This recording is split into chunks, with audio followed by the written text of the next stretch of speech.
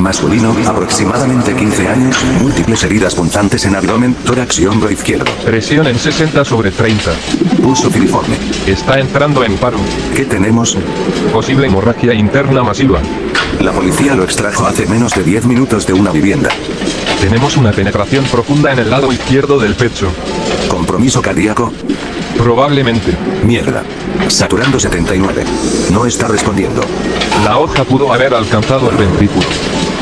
Necesito compresas y preparen transfusión inmediata. ¿Cómo mierda sigue consciente? Se nos va. Vamos a aplicar desfibrilador. No desfibriles aún. Despejen el pasillo. Pulso cayendo. Quirófano de trauma listo. Vamos, chico, no te mueras ahora.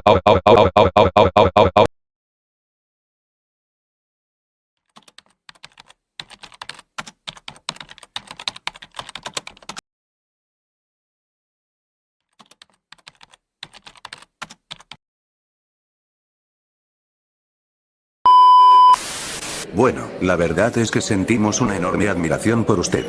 Su caso marcó a toda una generación de esta ciudad y, con el paso de los años, usted terminó convirtiéndose en una figura muy importante para quienes estudiamos criminología y ciencias forenses. La verdad es un honor estar acá. Durante aquellos años conocí de cerca el funcionamiento de este mundo, quizá más de lo que me hubiera gustado.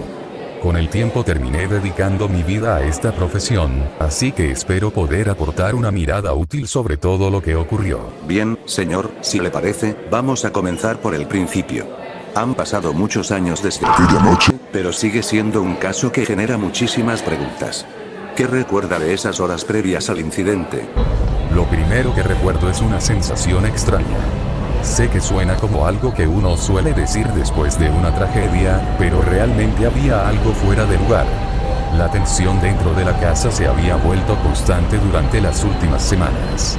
Todo el mundo parecía preocupado por algo que era incapaz de comprender del todo en aquel momento. Extraño. Había preocupación, pero también mucho silencio. Era como si todos intentaran actuar con normalidad, mientras algo se rompía lentamente frente a sus ojos. Mirándolo en retrospectiva, creo que cada uno estaba lidiando con la situación a su manera. Hace un momento nos comentó que su hermano solía tener una personalidad bastante despreocupada. Diría que seguía siendo así durante los días previos al incidente. Sí. Y no. A simple vista seguía pareciendo la misma persona. Seguía haciendo bromas, seguía sonriendo y continuaba comportándose de una manera que podría considerarse normal para alguien de su edad. Sin embargo, había pequeños detalles que comenzaron a llamar la atención de quienes convivían con él. Lo que más recuerdo es cierta desconexión con la realidad. Mientras el resto de la familia atravesaba momentos difíciles, él parecía concentrado en cuestiones completamente distintas. Era como si estuviera observando el mundo desde otro lugar. En aquel momento pensé que simplemente estaba lidiando con las cosas a su manera. Hoy creo que era algo mucho más profundo. Lo más curioso es que no parecía triste, ni asustado, ni enojado. Parecía convencido de algo que nadie más entendía. ¿Hubo alguna situación o comportamiento que hoy considere una señal de que algo no estaba bien? Muchas. El problema es que las señales siempre resultan evidentes cuando uno mira hacia atrás. En el momento parecen comentarios aislados, comportamientos extraños o simples rarezas. Recuerdo conversaciones que no tenían demasiado sentido. Ideas recurrentes sobre la fortaleza física, la supervivencia y la debilidad de las personas. Había desarrollado una especie de obsesión con esos temas. Lo decía con total naturalidad, como si estuviera compartiendo una verdad absoluta. También recuerdo una tranquilidad extraña. Una tranquilidad que hoy considero alarmante. Mientras todos estaban tensos, él parecía estar en paz. Como si ya hubiera tomado una decisión que el resto desconocía. Hasta ese momento, ¿recuerda qué estaba haciendo mientras todo eso ocurría dentro de la casa? Fue una noche bastante común, al menos en apariencia. Intenté mantener mi rutina. Me preparé algo para tomar, escuché música y traté de distraerme de los problemas que estaban afectando a la familia. Recuerdo haber pasado bastante tiempo encerrado en mi habitación. En aquel entonces estaba muy de moda Red Hot Chili Peppers y estuve escuchando uno de sus discos durante buena parte de la noche. Quería despejar la mente. Pensaba que dormir me ayudaría a olvidar todo por unas horas. Sin embargo, seguí escuchando conversaciones a través de las paredes. Discusiones. Intentos de hacer entrar en razón a alguien. Había tensión constantemente. Incluso cuando me fui a dormir sentía que algo no terminaba de encajar. Hoy pienso que aquella sensación fue la única advertencia real que tuve. Después de los hechos, ¿se volvió a tener alguna información concreta sobre Jeff Watts? Las primeras semanas fueron un caos absoluto. Sé que esa noche atacó a unos vecinos nuestros, y después aparecieron rumores de todo tipo. Algunas personas aseguraban haberlo visto en distintas ciudades. Otras afirmaban que había cruzado la frontera. Incluso llegaron a circular teorías bastante absurdas. Sin embargo, la versión oficial terminó siendo bastante clara. Tiempo después apareció un cuerpo en una vivienda incendiada junto a otras víctimas. Las pruebas forenses realizadas en aquel momento indicaron una coincidencia genética compatible con Jeff Watts. A partir de ahí el caso comenzó a cerrarse lentamente para las autoridades. Aunque, como suele ocurrir con este tipo de historias, nunca faltaron quienes siguieron dudando. Durante años circularon muchísimas versiones sobre lo que ocurrió con él.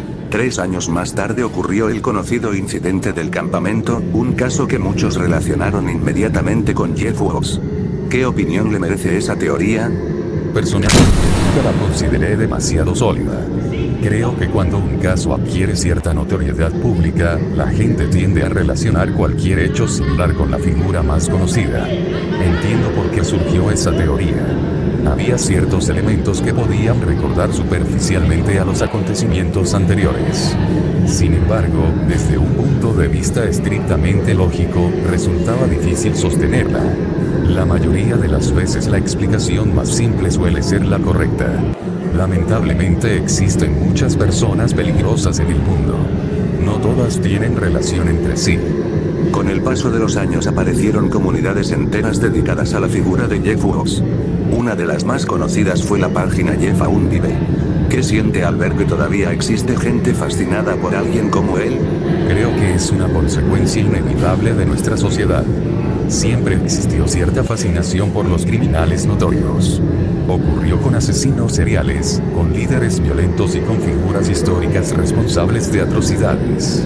Muchas personas observan estos casos desde la distancia y terminan transformando a individuos peligrosos en personajes casi mitológicos. Se olvidan de las víctimas, de las familias y de las consecuencias reales que dejaron sus actos. Me recuerda un poco a lo que hicieron con esos 2 chicos de Columbine. No es algo que comparta, pero tampoco me sorprende. El morbo siempre existió y probablemente seguirá existiendo. Señor, queremos agradecerle profundamente por compartir estos recuerdos con nosotros. Sabemos que no es sencillo volver sobre acontecimientos tan traumáticos, y valoramos mucho su disposición para hacerlo. La verdad es que soy yo quien debe agradecerles. Han pasado muchos años desde entonces y aprendí que recordar no siempre es algo negativo. A veces sirve para entender mejor lo ocurrido y para evitar que ciertas historias terminen siendo deformadas con el paso del tiempo. Si esta entrevista ayuda a que alguien comprenda un poco mejor aquellos acontecimientos, entonces considero que valió la pena. Y bueno, para quienes no conozcan mi historia o hayan llegado hasta aquí sin saber exactamente quién soy, mi nombre es Lee Watts. Fui el hermano de Jeff Watts. Y también fui la persona que sobrevivió aquella noche.